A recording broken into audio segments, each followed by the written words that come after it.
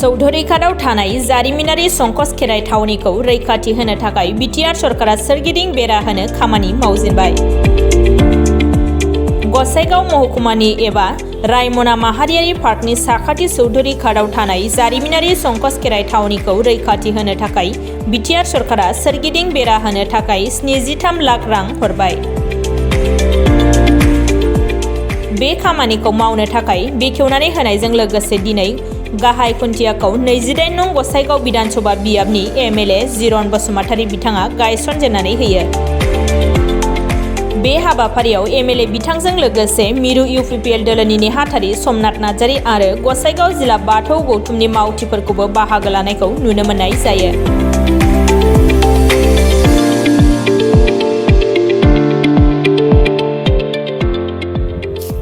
चौधुरीघाट संकस खेराइ बाथौसालि बे थावनिया मोनसे जारिमिनारि थावनि आरो बे थावनियावनो गोबाव समनिफ्राय लानानै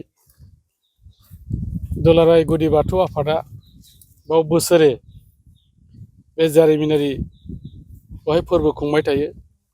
दा बेखौ नोजोर बोनानै आथिखालनि बिटिआर सरकारनि चिफ मानगोनां प्रमद बर' बिथाङा बेवहाय मोजां बे थावनिखौ जेरैबायदि जारिमिनारि होननानै जों बुंबाय थायो बेखौ जारिमिनारि भाबै लाखिनो थाखायनो गोबां बेवहाय हाबाफारि लानाय जादों।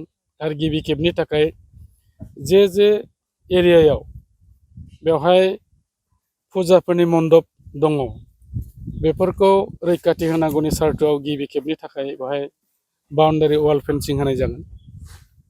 आरो बे हाबाफारिखौनो दिनै मावफुंनो थाखाय बे दिनखौ सायख'नानै लादों आरो दिनै बेखौ बेखेवनाय जादों।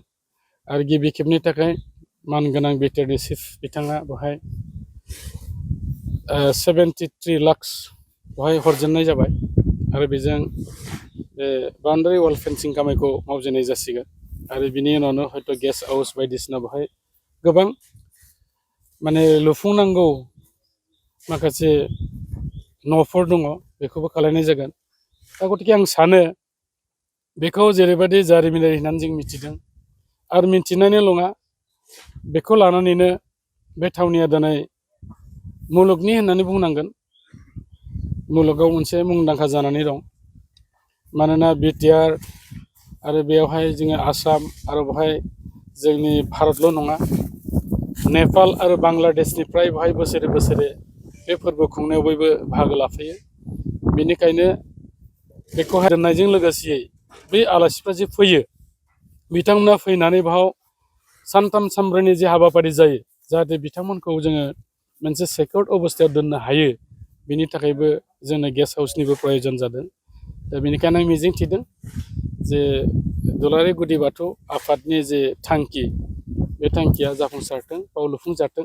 आरो आं दहायनो फार्स्टआवनो होनदों बे जारिमिनारि मोनसे थावनि जानायखाय बे खालि दुलाराय बाथौ गौथुमनि थाखायल' बे मुं नङा बे बर' हारिनिनो मोनसे बेजों सरजाबनानै थानाय जारिमिन दङ।